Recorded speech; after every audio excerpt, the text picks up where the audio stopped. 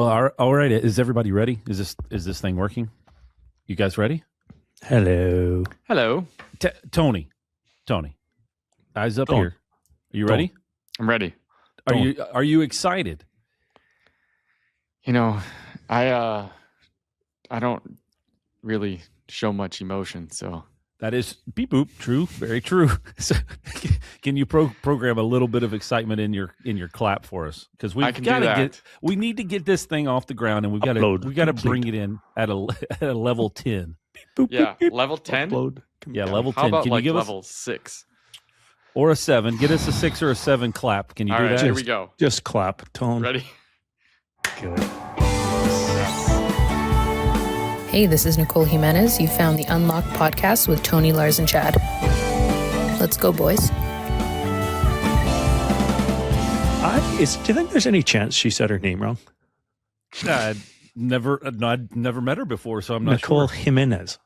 You don't Starts with think a that's J. right? Well, it starts with a J. Oh. And she says Jimenez. So she might be wrong. I'm going to have to ask her. Well, that was exciting. So you asked her to do an intro and then told her that her name was incorrect. I hadn't heard the intro until now, but that was Nicole Jimenez. I think it's a soft J. Are you insinuating that you've always pronounced her name incorrectly? That is absolutely correct. Yes. Nicole is with the SS Os Obloy up here in Canada. And she's pretty great, but just has to reconsider the name sound, I guess. I think that's... Or I do, but it's probably easier for her to just change it. That's the most Lars comment ever. I would appreciate if you could just pronounce your name differently from now on. Let's be honest. It's probably more likely to work out for us there. Well, the good thing is that says a lot about her that she's never corrected you.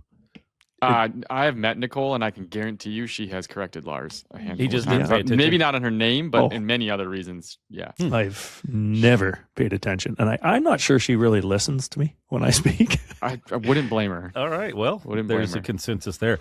Hmm. It is episode 68. By the way, if you're just tuning in or watching us, because we do have watchers and we have tuners, I guess. People tune in anymore? That's a radio thing. Anyway, make sure you subscribe. Save this channel on your favorites. You don't want to miss this. This is the great news is we're still in our freemium mode where we're not charging yet for this subscription. So if we might be there a while. Get all the knowledge you can. If you subscribe now, you're going to get in on the early introductory offer of free. Yes. Before we start charging, because once that happens, well, when we sell out, yes, you can't give it away free anymore. I mean, right now this couple is left. This Call is right an now. ad-free podcast, and not that we're against that. Like we're open for sponsorship if anybody wants. Anyone's listening, wants to throw the kids a couple bucks here. I mean, you can pay in Canadian. It's like half price. Get more for your ad. That reminds me we need to talk about that. Okay, anyways, welcome, and make sure you subscribe. If you're listening on a podcast, make sure you subscribe for that platform. And then we always invite you to go to our YouTube channel because I think that's what all the influencers are doing now. This? Yeah. And then we have our website, unlockedpodcast.com. If this is your first time listening, you're like, man, somebody sent me this link and I don't really know why. If you want to find out more about us and connect with us on LinkedIn, you can do that there as well. I think that covers all of the info. I think so. All right. Today on this episode, he's been texting nonstop about this because he was like, man, I am so excited to chat about this today. This was one topic that I've just been jazzed about, even though no emotions are shown. He's just jazzed. Yes, jazzed is a word that is in my lexicon for sure. So the concept today is what are the things that you're doing to fight for and instill the culture for your organization, and the things that you want to protect against. The kind of theory around this, or the introduction around this, was most recently there was a conversation around CEOs bring the weather. So your attitude, your focus, kind of what you're trying to see as a priority is something that you get to determine. And then the second element of that is CEOs get the team that they deserve. And that's based off of the culture and the environment and really the elements of your organization that you're trying to uphold is going to attract the type of people that you want to work with, and is going to not attract. What would that be? Deflect? No. Deter? We like that. Deter the people that you don't want in your organization. And so my question and kind of theory for today's conversation is, all three of our organizations, we all sell the same type of widgets. We all make keys. We all install door hardware. And some of us, during the conversation, can share what are the things that we're doing that are a little bit different, that kind of make our company a bit unique, and how we are actionably instilling those elements. And specifically, so Tony, just for you, this isn't really a culture topic and conversation, because I know that's a weird buzzword that some might be turned off on. Hate culture. It's stupid. Yeah. Just poke the bear a little bit there. Tried to get him. Close. Because it is. It's not about like the buzzword culture. It's literally about the environment that you're trying to establish for your organization. And I think my kind of reasoning around this is, I think sometimes it's intentional and sometimes it's unintentional. And I want our company, I want our business, I want our operation to be one of intentionality. And so I want to make sure that we're setting the stage for the environment that we have. So that's kind of what we're going to be talking about today.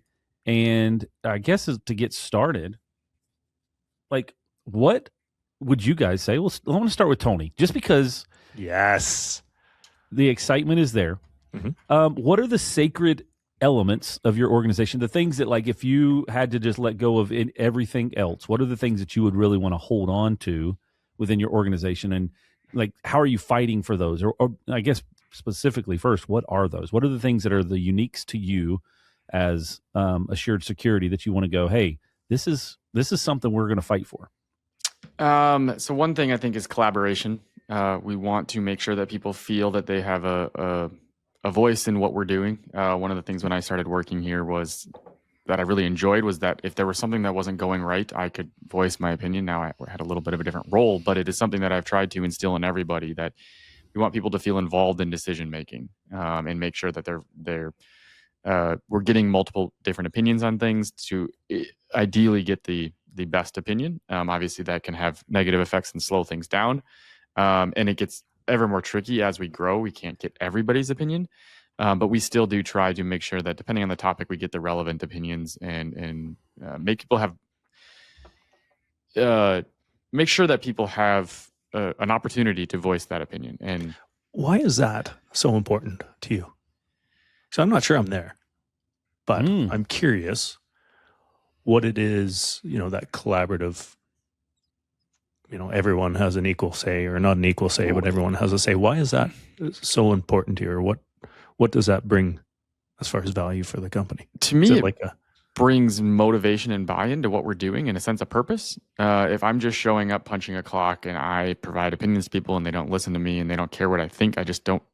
To me, as a person, I would be unmotivated by that if I can't, like, again, that feeling that I had of being able to instill change when I started working here was something that made me motivated to come to work, because I wanted to have a continuous improvement mindset and focus on what can we do better. And I think when you're not asking people for their opinions, it tends to give them the impression you don't care about their opinions, and then they're less likely to give them to you. So for me, it's I want just in general, humility is a value that we really value in our organization. And if people aren't being humble themselves, if people are just making decisions on their own and not seeking others' input, it kind of sets the wrong example for humility. So to me, it's something that as a leader, I feel that I need to act with humility if I expect others to act with humility. And therefore, I know that if I'm going to make a decision, it may not be the best decision, and I need to get other people's input to see what they think. their thinking is on it. Again, if I'm making a decision on what we should do with installing exit devices, A, we got a major problem with that because I don't know what to do with that. But B, I want to get the opinions of the people that are most closely impacted by things. So I think Tony just made a joke there, Chad. You think so? I think I couldn't really tell because his face didn't change. But he said, "Oh, you're talking about the exit devices? Exit device. We got a problem." Sure. About exit devices. Beep, beep, beep, beep. Tone, bringing the heat today. I like this.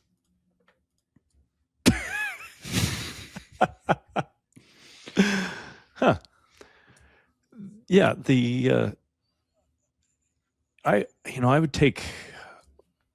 I'd take this a little different way. The collaboration piece, I can certainly understand it, and more so the drive to have everyone engaged and have everyone, because I think it, and I do agree, it adds some fulfillment probably to the workplace. I don't think it's the only way to get there, but I can certainly see it and understand it. My biggest fear there, of course, would be it's just too slow. Oh yeah, absolutely. And you get, my mantra has always been, if you ask, people are going to say they want a faster horse, right? And that's, I guess that's the mindset, the 2x, 10x mindset. I'm not all that interested in these incremental changes, but at a different, in a different role, that probably is more important. In my role, I feel I'm not there to make 2x changes. I'm, kind of a larger scale. So maybe that's where my mindset's a little different. Yeah, and I think a distinction I would make there is I'm not necessarily in my role going around and getting opinions from everybody in our company on the decisions I'm making. I'm more so making sure that I hire and keep around managers that are managing with a similar collaborative effort to me on the decisions they're making. Now, again, to your point, there is an extreme, and you don't want to be over collaborative. We have learned that for sure. But it's more just building a culture that values others' opinions. Yeah, I'm in this weird middle ground on this, to be honest, because I agree with the theory around what you're saying, Tony, and I've always been a big fan of like getting a lot of people involved in a decision. Mm-hmm. I think one of the what I've had to try to learn is to morph how the conversation gets started, because I think years ago I was much more like, oh, what do you think? Do you agree with this? And I was really trying to force a consensus. And I think I had a lot of confusion or maybe poorly executed collaboration and consensus. And so if we couldn't get a consensus, then it struggled to move forward. And so what I've had to try to navigate to is understanding how to have an open dialogue for feedback so that you're getting real information in.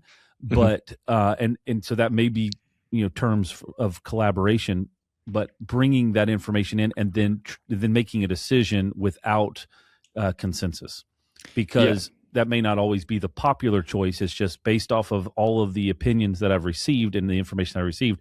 Somebody has to make a decision. Yeah, that's actually a really good point. That's something we've learned over the last couple of years, is trying to, when we come to a discussion with an idea, it's here's what I'm running into, here's my proposal, what's your feedback, as opposed to here's my idea, what does everyone think? And then you just end up debating something. Like the person that has the challenge should come up with a solution and then bring it to the table of, hey, poke holes in this. Where is it not going to work? What's your input? But you need a small group of people or a person needs to solve that problem first on their own, and then come to the group for feedback. So that's a really good point. I think the one thing that shifted my mindset on that a lot, and it's something I kind of fight against a lot now, is I think the book 5 Dysfunctions of a Team and I could be referencing the wrong book there, but they were talking about politicking. And so a lot of times it's hard to get a consensus because you start to have somebody in the organization that's just politicking for what they believe to be the case. And you can have some really crafty politicians in your organization that are really good at walking around and convincing everybody that their idea is correct. It may not necessarily be the best idea or the best solution, but they've convinced the most amount of people. And so and I think that's where I've kind of fought against the consensus aspect, because the consensus theory there is debunked because it's just all based off of the person that's most can politic or most influence the amount of people, right? Or the hippo, the highest paid person, right? It's and that's part of the challenge is if one of the three of us are bringing the idea. Yeah. There's not a lot of people in most organizations, it's hard to disagree with the boss. Yeah. Right.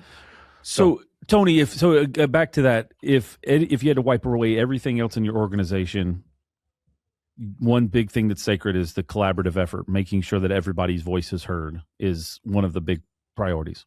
Yeah. And I think your point around the consensus is a good tip and trick on that. And I think especially as you grow, it's a lot easier to get consensus in a 8-person company, right? Especially if your leadership team is 3 people. Yeah. Big time. Yeah. As you grow, and that's something I've had to, I've struggled with is like, you're not going to get consensus from everybody. Mm-hmm. I heard this the other day in a book. It was like, you're not going for consensus. You're going for commitment from people that they're going to honor the idea. Like at the end of the day, you want to go into a room, you want to talk about what you're going to do. And you want to make sure that whoever is in that room is committed to following that idea, no matter what is chosen, but you're still looking for feedback and ideas on how to improve it. Yeah. And that's something that I think is just good to be mindful of as you grow, because it becomes, if you're looking for consensus too much, it is only going to become harder as you grow. Yes. Agreed with that. And, one thing that we found a long time ago was when we had too many people on that leadership team, mm-hmm. that was very difficult to try to honor collaboration, consensus, and then mm-hmm. actually making decisions. And so that was a lot. So Lars, what about you? What would you kind of categorize as something that's sacred in your organization that you would really fight to uphold when it all comes down to it? Yeah. Top of the list for us and for me is, earning what you deserve. Equal and fair aren't the same thing. Big believer that, you're not entitled to anything. And, for us, and I'm just a believer that, you should be rewarded equal to performance or what you bring. Mm-hmm. So, I've, especially as time passes on and we're hiring younger and younger people, it's just certainly in my area culturally that people believe they deserve, $80,000 out of the gate. Yeah. Right. So that's just an example, but, I'm going to be really good at this. So this is what I deserve. And I'm not of that mentality. And, we're big into scorecards because I believe if we're going to keep score, you're going to be judged, quote unquote, or ranked on your performance or compensated on performance. You should know what that compensation ranking system is. Mm-hmm. So, we've just keeping track of score, trying to stay away from the subjective and looking at objective data is super important. And it all just comes down to, I want it to be transparent and clear that you get what you earn, not what you're entitled to, because it's, it fosters and this isn't like everyone's on commission. This isn't a competitive dog eat dog kind of situation. Everyone is working towards that goal, but it's not a surprise on how you make money, how much, all of the benefits that come with being an employee of ours isn't a surprise because it's all very clearly tied to what you deserve as mm-hmm. defined beforehand. So, yeah. And I know, Chad, you guys are a little different at Loc-Doc.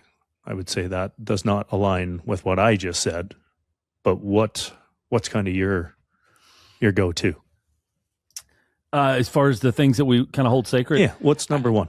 Yeah. Give me the top one. Yeah. Or top 10 if you'd like. Yeah. Or top two. Two things? Yeah, two things. Okay. The real big thing that I would probably hold on to is an attitude. Like, mm-hmm. Because I've said this many times before, I don't know, if we're installing lock widgets or we're installing, we're electricians or we're plumbers or whatever, like that part of it is never been, I think that can be interchanged. The way that we treat each other and the way that we treat, our customers is really the thing that I would want to hold on to. So, we've talked about it on here, I think before, but from a positivity standpoint, that's the way we start every meeting. That's the way we start our team meetings, is we're focused on looking for the positive. Because I'm trying to find ways to fight cynicism. I think when you get a culture of cynicism and an environment of cynicism where it just kind of drags everybody down and makes it an unhealthy work environment. So, we start every one of our all team meetings with a, one positive thing, or, brag on a team member, or, something along the lines of focusing on the positive. And that's just how we start the meeting. So the first 10 minutes or so, we're shifting our mind to look for positives instead of just focusing on the negatives. Because I think anytime that you're, anytime you work with people and humans, like it's easy to find the negative. It's easy, especially in our world, in the trades world, it's easy to complain about the manufacturer did this wrong, or the instructions weren't right, or the person didn't give me this information. Like we can list off the 30 things. It wasn't our fault. It was their fault because of blank. Yep. And so it's like, how do we switch our mind over to focusing on the things that are positive, that are working, and then it shifts your brain to be more focused and intentional with that. So that's one thing. If we were to let go of most everything else, I think if we were to hold on to that, we could rebuild back to a functional organization with focusing on the positive first. What's going well. Yeah. It doesn't mean we turn a blind eye to the things that need to be improved, but if that's all we're thinking about or we're focused on, then you're defeated all the time. Yeah, it's like have a short memory. Okay, we screwed up. Yeah, this is, we acknowledge it and we move on. Yeah, I think that another thing you said there that's important is instilling things into your meeting culture. However you set up your meetings, that remind people of what's important to you, right? Like you said, you do that every meeting. At the beginning of every meeting, what is your highlight? Like it is very apparent that you want to focus on celebrating success. And celebrating success as a team. So that's a good, I know we do. It's a good tip, Tone. It is a wonderful tip. Tony slid two little snide jokes in there already today, but just so simple. But we do something similar in a similar vein back to the humility aspect is we celebrate highlights and lowlights. And it's usually like, what is a personal highlight, but also what is something that, not like you're mad about, but what is something you did wrong and what did you learn from it? So we try to celebrate the times that people are learning from mistakes, essentially, for two reasons. One, so everyone can learn from them. And then two, to show that we are continuous improvement culture. And it's okay that if you learn by trial and error, and if you make a mistake, that's okay. And we try to make sure that's ingrained into our culture as well, that it's okay to make mistakes, just don't continue to make the same one repeatedly. All right, so moving on, kind of along to the conversation, at one of the, and I was kind of alluded to this at the beginning, we can either be intentional about our environment that we're creating, or we can be, or our culture that we're creating, or we can be it can be unintentional. So, and when I say unintentional, I mean the nature that, or the human nature that we have as a leader will always disseminate to our team. Like it's just part of it. And so that's where I would say is unintentional, because it's just happening and we're not focused on it. Then when you start to try to understand it and be intentional, the next big challenge that I faced, and I don't know about you guys, so I guess this is kind of a multi-part question, is did you see a difference from like when you were navigating between, say, 10, 15, 20 employees up to 30 versus when you had less than that? How was the shift in trying to maintain that culture and that environment based off of you being the leader? Because as you got 30, 40 employees, you're not dealing with everybody every day. You're not talking to everybody every day. It's starting to be a little bit more beyond you. Yeah. So how did you switch over activities to being intentional? I think that the more you grow, the more you have to be picky, and you have to really have a higher tolerance for what you're looking for. Because I think if you're you have 15 employees, it's easy for you as the owner to get involved and people to feel the culture you want to have within your organization. But as you grow, as the amount of people multiply, it becomes easier for subsections of culture to kind of spin up. And you have to really make sure that you're producing a consistent culture and hiring the right people with the same values as you, but also holding people accountable that aren't fulfilling the values that you want to see. Otherwise, it can just get out of hand too quickly. And I think it's easy to say, oh, that's just 2 out of 50 people, not a big deal. But that, especially if they're managers or important people, that can really manifest itself quickly. So I think the more you grow, the more picky you have to become, because it's harder to, as an owner, have that impact on the culture yourself. So how would you do that? Like, how would you become more picky? I mean, I think it's just having a lower tolerance for, or a lower tolerance for the wrong person. Like, so one of the things I think is being focused on the long term. It's very easy to say, I need someone with a specific skill set, and I need this for this job this week, or this month, or this year. And it's really easy to get trapped into a situation of saying, I have a backlog of work, I'm going to hire 2 technicians to fill that backlog of work, instead of coming in and saying, what does the right technician look like? What values do they need to have? What attributes do they need to have? And then we're going to train them for the right skills to better ourselves 4, 5, 6 years from now. And it's a hard thing to think about, because you're so focused on the immediacy of the backlog of work you have. And that's sure, there may be situations where you hire someone on a temp basis, or you're upfront with them and candid and say, hey, we just need you for this temporary position. Or you might be like Lars and maybe just say, hey, we're going to get rid of you at some point. But shots fired. Yeah. What did I do wrong?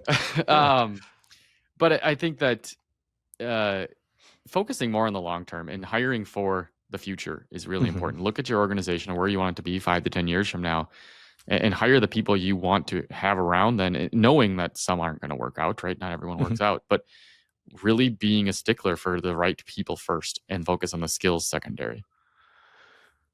Yeah. And, I agree. I don't see it as a black and white situation. I do see that there is opportunity. I'm not naive enough. I wish everyone was going to stay with our organization forever. I have learned that is just not true. Like, we have turned over a large portion of our team over the years. And, we have people that have been around 15 years. But a lot of our kind of entry-level first-year locksmith people, they're around for a couple of years. And either they don't like the trade, or they see a shinier widget somewhere else, or whatever the case may be. But, I know this is, because we've talked about this before, but, I am also a believer that, I would rather bring in people without that skill set and try and train them up. But I do believe there is a place for bringing somebody in with some experience that might not fit the culture perfectly, which means they're probably not going to be a lifetime employee. However, they can fit the role in a temporary need, especially when we get into a niche kind of environment. I look at something like automatic doors or sliding doors, or specific kind of like a safe technician, right? These are kind of skill sets that take years and years and years to really refine. And as much as I wish I could just say, oh, well, we just won't service sliding doors for 5 years until this person catches on, right? I've found that the best way to do it is kind of find a little bridge gap person that gets us through that time, even if they aren't going to be a perfect fit. It does cause other problems. There's cultural challenges. There's, I agree 100%, Tone, if you have somebody in a management spot that isn't bought in, or isn't on culture, or isn't on peace, anyone downstream of them will be alienated. It's just like having a blood clot, right? And and then what happens? You get gangrene, and that's what necrotic tissue gets chopped, Tone. Good little biology lesson there. Yeah. just who I wanted it from. Yeah, that's for the But you boys. said something there I want to double down on. I think it's extremely more important with managers. That is where you need to focus on, right? Leaders for sure. Yeah, yes, leaders, managers, leaders. Like, yep. Yeah, you People can get away with not having the right culture fit in an individual contributor role, especially if it's a short-term need. But you need to make sure you're the strong voices. Sorry, Chad seems to disagree. No, I was going to ask how. You say make sure. How do you make sure? Like, what are the things that you would do? I mean, I think you as a leader and need to make sure you know what's important to you and make sure you're hiring based on those attributes. So, I mean, you can call them whatever you want. They can be core values. They can be, I don't know what else you call them, but things that are important to you, values. Trying to find another word. Having a little deja vu here. Yeah. Core values, you mean key pillars?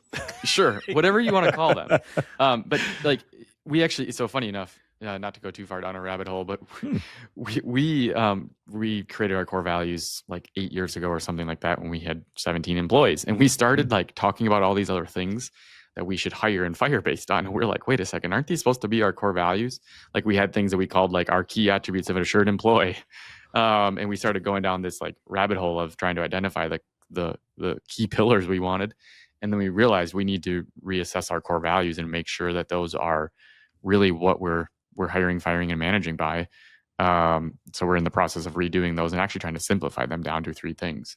But we are going to be very, very picky on making sure that employees fit those 3 criteria and having a zero tolerance for people that don't, and making sure that their values that at least leadership is bought into and committed to following, and making sure that when we're interviewing somebody, especially for a manager or leadership position, but at really any position, that they fit those values and having a collaborative discussion around what do people think? Is this person the right fit for this role? But more importantly, is this person the right fit for our team? Yeah. Chad, when you ask that question, I find interviewing, I find hiring really hard. And I think even the people that are the best at it, I don't know what their win rate is, but I'm guessing it's a little better than the batting average. Right. So, the how do you, be sticky or be specific on your core values?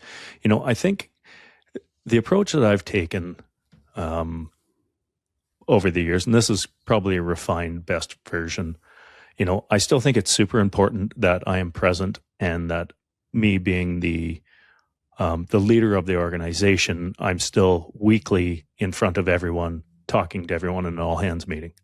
That's a weekly cadence. That's a check mark on the bingo scorecard, I hope. Cadence, right? Yep. Good. Sure it is. Corporate bingo, good. So have that weekly cadence and get involved and get in the weeds, where I do think a quarterly meeting, we talk kind of at a high level strategy, what direction we're going. But on Tuesdays, when I'm in that weekly meeting, I'm one of the team. I'm talking about, things that went right, warranty calls. I'm talking about specific jobs, talking about manufacturers and suppliers, certain situations that have come up. So really getting in and being part of it, because I think those details matter. Yep. And I think when they look and hear the level of detail and awareness that I have, I think it adds a little credibility and respect. And, since I've started doing that, it's really, I think, changed how I'm viewed as, no longer just the guy that sits upstairs and is more, I'm one of the guys, Sure. right? Have lunch in the lunchroom with people and just, chat and really trying to build that. Now, saying that, we also have a management meeting, and we used to have Tuesday mornings. We would have a management team. So we've got, I don't know, about 70, I'm not really sure, between 70 and 80 people. We have a leadership team of, call it 6, I think, it might be 7. And we meet every week. 6 or, oh man, did I just say 6 or 7? You did. Yeah. Where's Clark when you need him? I'm sorry, everyone that has to listen to this. Nonsense. But 6, 7 of those managers, and we sit around a table And I used to run it as a culture meeting and basically talk about what was important and really focusing on educating and learning and leading and motivating and inspiring. It's now moved a little more to an operations meeting. I actually don't take part in that meeting because it is a time to get things done.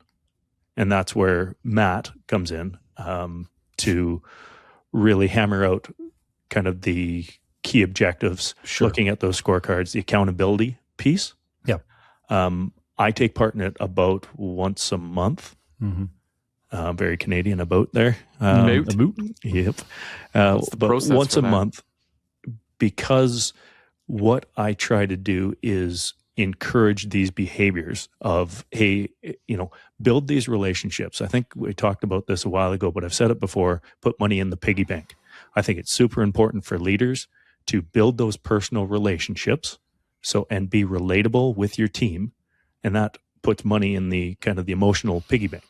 Because if all you do is take the money out and, give people heck, you don't really have that bond, and people just aren't as willing to be part of it. Yeah.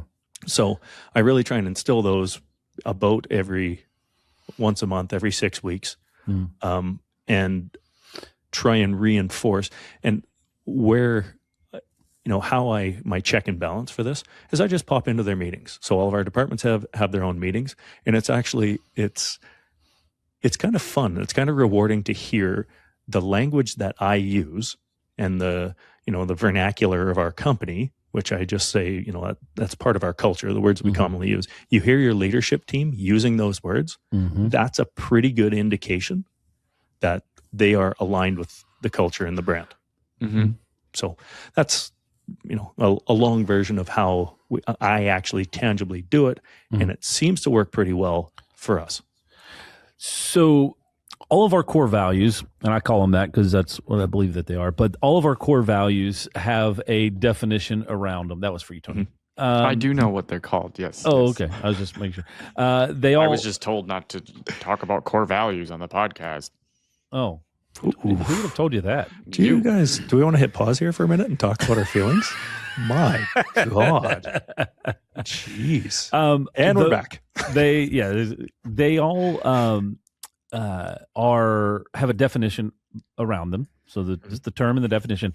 And one of the things that we do every month, so we have a weekly all hands meeting on Wednesday. Once a month, we have a business meeting as part of that, which is reporting on targets and measurables and financially how we did from the previous month, et cetera. As part of that rhythm, I always highlight our core values. And to weave that in from a practical standpoint, I will ask, we have 8 core values. I ask 8 different people to take one of them and read it, define it, and then share an example of when they have seen that core value being applied in our business over the past period of time. And so the reason that I do that is because a core value with a name and a definition can kind of be ambiguous at times of how it's practically applied. And so we found some really good success continuing to make those things priority when people are giving real world examples, of how they have applied them or how they've seen them applied. So it may not necessarily be what they did, but maybe how they saw another team member do it. And that's always refreshing because it helps me from a barometer to know if it's hitting the mark. Yeah. Well, the thing is, like, people, if in a group of humans, you can say, here's a thing. Does this make sense? Is everybody on board with this? And you can get head shakes. But it doesn't necessarily always mean that it is disseminated or understood by the same individuals in that same manner, right? So what I'm looking for is a kind of a feedback loop is, tell me how this was applied. And from your definition or from your explanation as how it's applied is really going to help everybody know if it actually clicks with you or not, right? So that's something that we do every single month. And occasionally I'll throw it in because I like to to shift things up a little bit. Occasionally, I'll throw that same type of exercise in on an odd week whenever it's not the business meeting, as I see kind of things in the organization kind of shifting around. The second thing that we do to be very intentional about how we're maintaining that culture is I picked this up from a podcast that I heard. I know I've mentioned it here multiple times, but the Dabo Swinney, who is the head coach of a Clemson football team, was talking about every year at the beginning of the season, they bring in every single person. If it's a rookie or if it's a new hire or if it's somebody that's been there for 20 years, they bring them all in and they have a reset. They go over their team handbook. This is what we're about. This is our team philosophy. These are our values. This is how we go to do things. This is how we eat our meals. This is how our practices go, right? Down to the tangible things. And it's a reset. So he said, over time, you find a group of people will start off in a direction, but then they slowly start to get off pace or off track. And so it's their annual reset that they come back in and kind of bring together.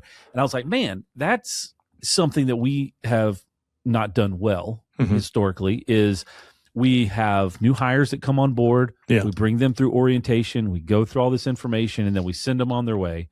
And then now you've got a level of, you've got team members that have been here for 20 years, team members that have been here 15 years, 10, 5, 2, 1. Well, the person, that just joined us over the past year. Really interesting. Yeah.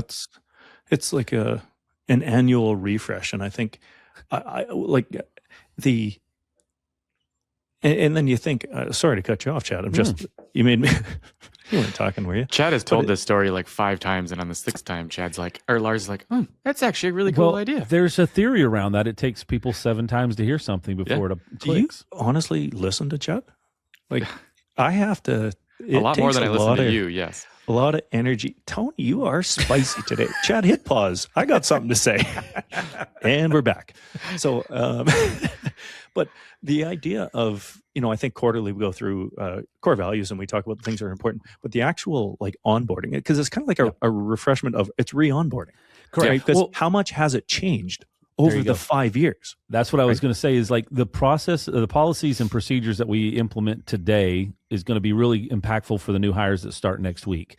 But the guy that's been here for 10 years is not going to hear that information. And so now you start to get a diluted sense of what is true based off of the various tenures. So practical application, because it's actionable.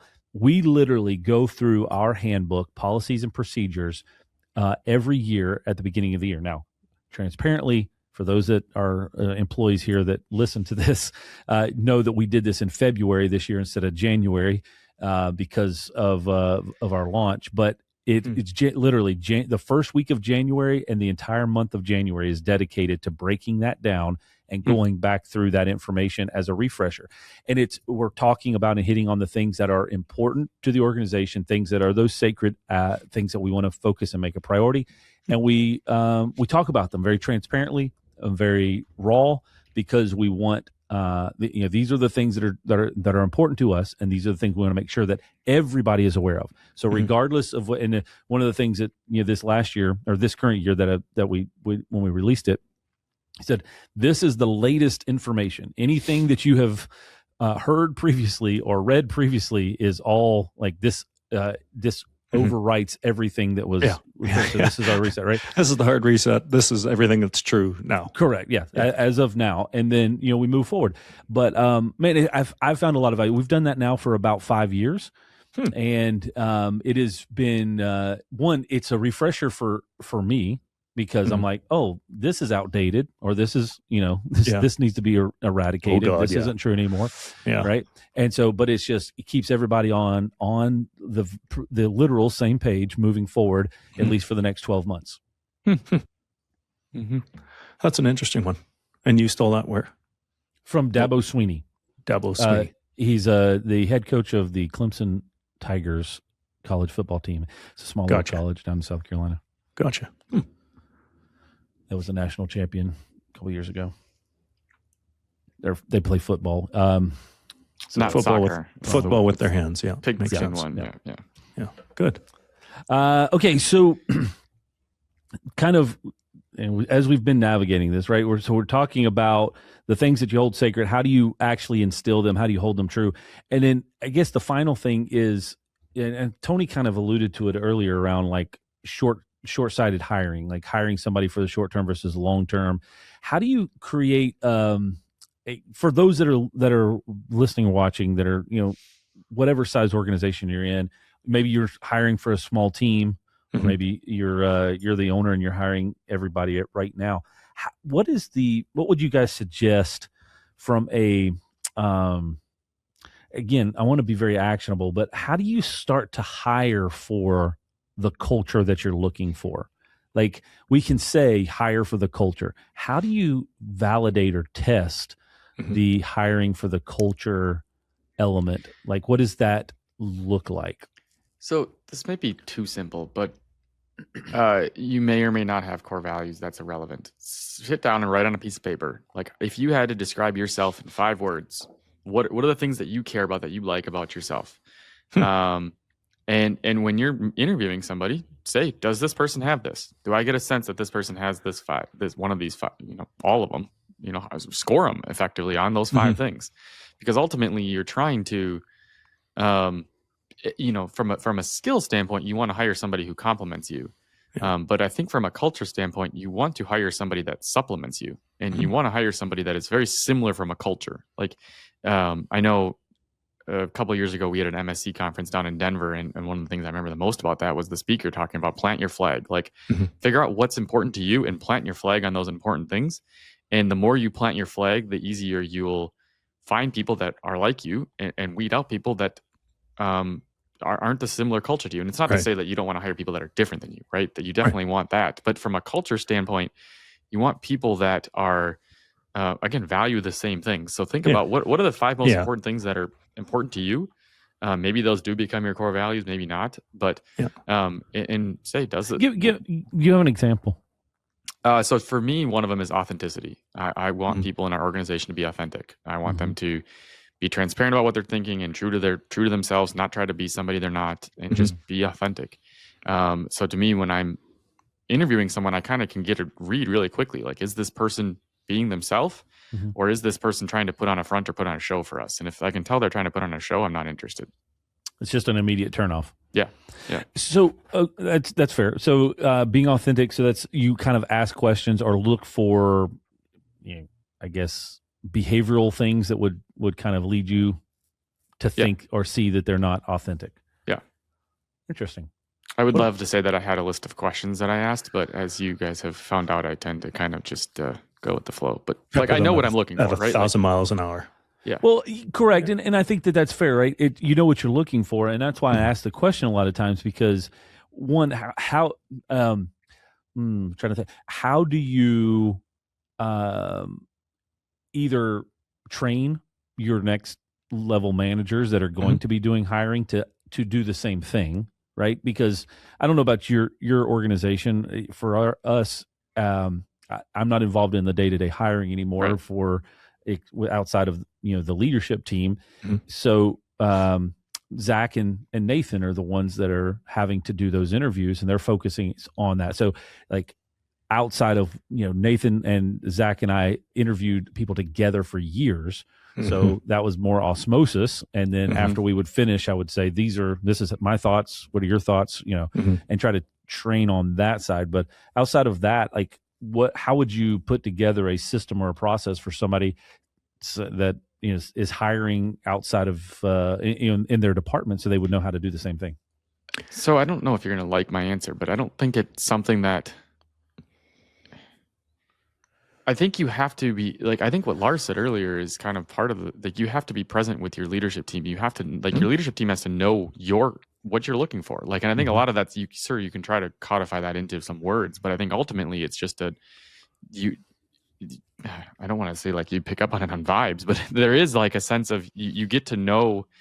I think it starts with hiring the right leadership team or management team in the first place, right? Like, you as the leader have to hire somebody who has similar values to you, because then teach them to look for the same things in when they do the interviewing. And I think I don't know. I know what you're trying to look for, and I can't properly answer it in a process way, but it's you have to, I don't know. I think when you hire the right person, they understand what you're looking for, because it's the same thing they're looking for. Yeah. No, I agree with you. That's a terrible answer. But no, so what I heard you say is, by building relationships with your leadership team, you're going to mostly be in the same mindset of the type of people that you're looking for. So therefore they're going to be attuned to that as well. Hire the right leadership team and spend time with your leadership team so they know what you're looking for. And if you realize that there's someone that's on your leadership team that has different values than you, either coach them around those, or coach them up or coach them out. Yeah. Yeah. I've been sitting here really thinking about Tony's humility as kind of like and then saying, hire people like him. That's the best way to build a culture. Just made me chuckle, and that joke went over super well. That's better. I got a little trying a little Tony joke there. Yeah, but again, I know where you're saying with that. Like, again, I'm not talking about skills. I'm talking about values, right? Like, and I think that's something like if you talk to values. So we should dive into core values. But so, I mean, I keep this pretty simple. That's just make a note here at the 51-minute mark. Tony's head just exploded. But kind of the two golden rules. First thing is the beer test. Is this somebody you would have a beer with? Somebody that you would enjoy time. I've heard other companies do it. I've never done it, but when you're bringing in somebody in a leadership position, go for lunch with them. Go somewhere in a social setting. See how they interact with people. It's usually pretty telling. Yeah. Because that's their, especially if it's a casual kind of not something where they're going to be nervous, but it's just casual. We'll go have a beer and do that, because it will lessen their guard so they're more themselves, and you'll see how they act when they're not being watched and when they're not with the boss. So that would be the first one, which I'd just call the beer test. The second thing that kind of tip and trick that I would really look at, especially on the leadership side, I want people. My biggest frustration is when I want it more for a person than they want it for themselves. When I want, I want people that really want to be successful. I want people that really want to challenge themselves. They want to learn. And when I feel like I want it more than them, that's a major red flag for me. Yeah. One thing I've noticed that is very common in our leadership team is that those people that work best in my culture with me, they all have one thing in common, and it's athletics.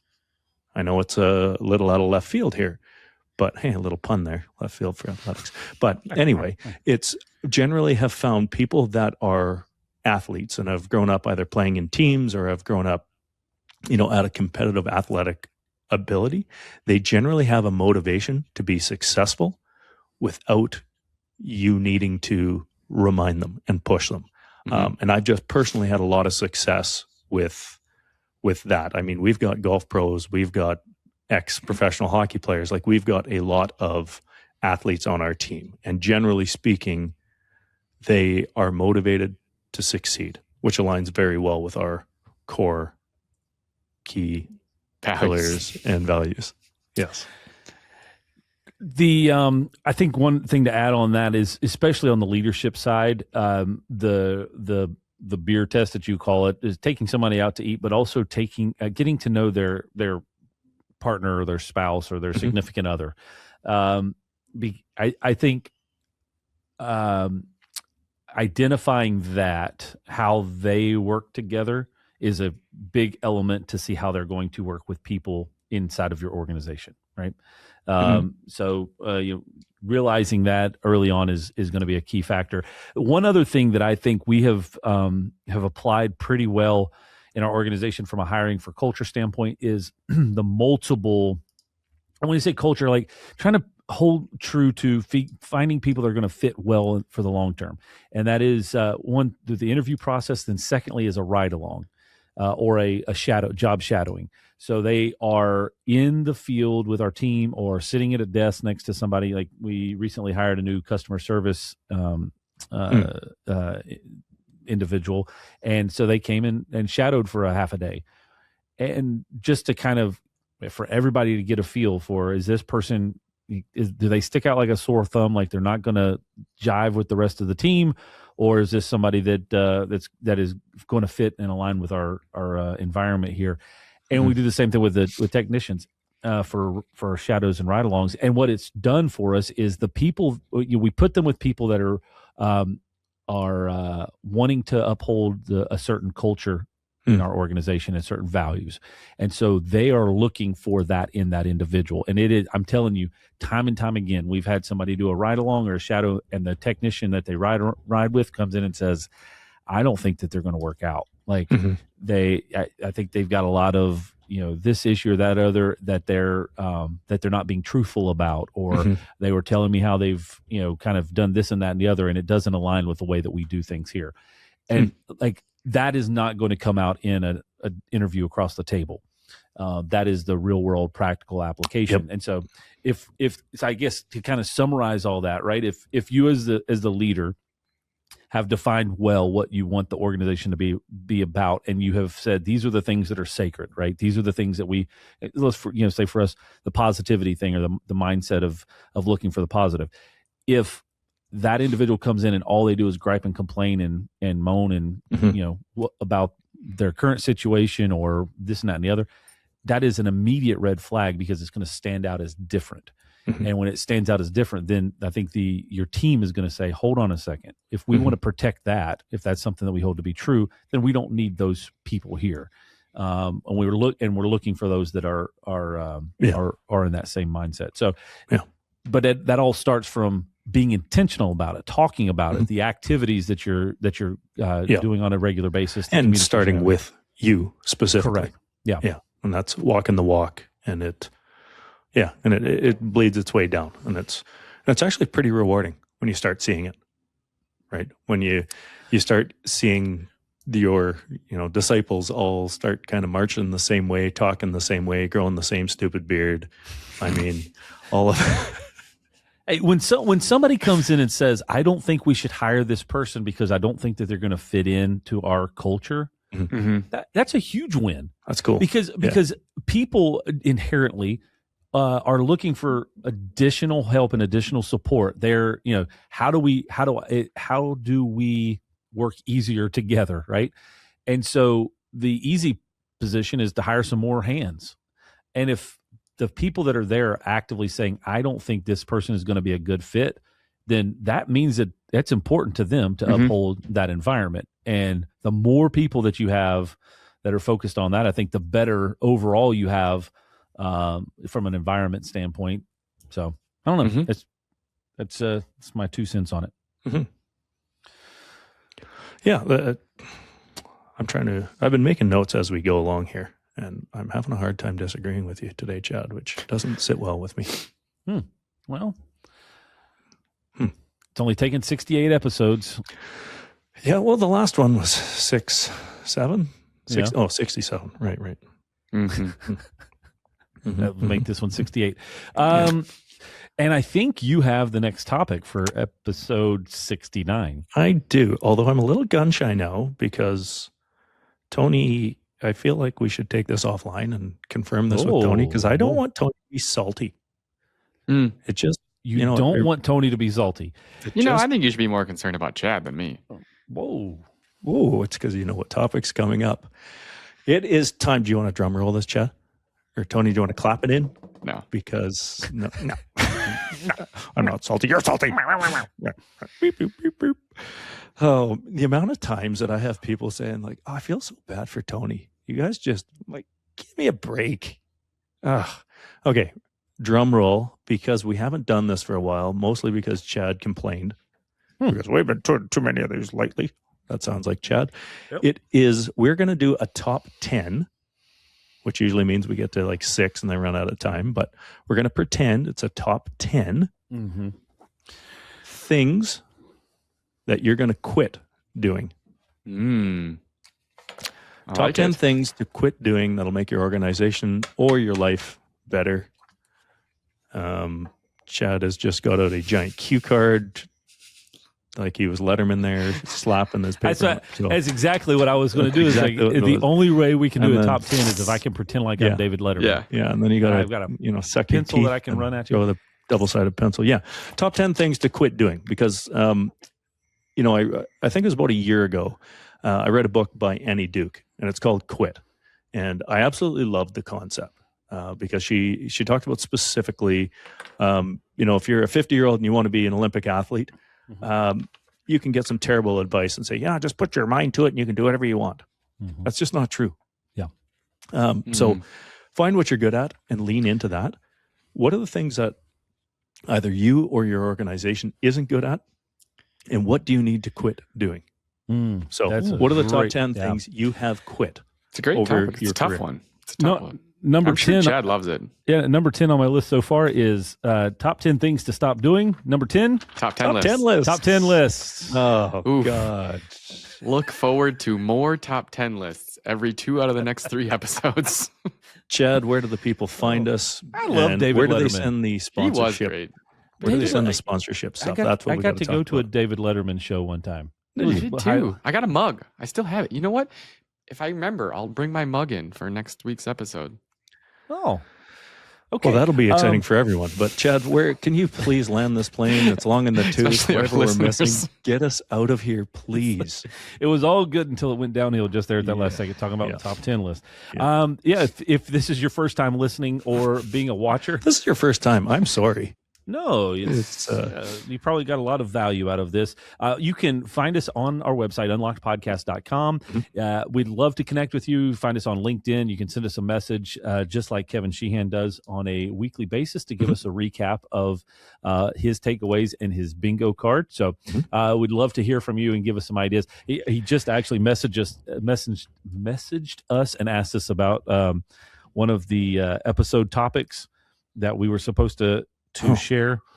And Kevin, spoiler alert, that episode is dead on the editing room floor. Is that the stupid what makes a good rep thing? Is that absolute toilet bowl? That one should be released someday. Is there something on the bingo card about Tony clicking his mouse loudly in the background? Yeah, we at some point get him a soft mouse. Anyways, I have one. It's right here. You should try and use it. Yeah. That's good. The proof in that is the fact that you all knew exactly the episode I was talking about. So dumpster fire. Sorry, Kevin. I don't think you want to hear our thoughts on that. We didn't want to hear our own thoughts on it. Surly. Yes, it was surly. I don't know. I think Lars got a little out of hand, but I liked it. Okay. I thought it was good. Unlockedpodcast.com. Check that out. New episode most every Thursday. If you subscribe, you'll know. If you don't, then you'll never know. So thank you for being here today, and we'll see you on the next episode.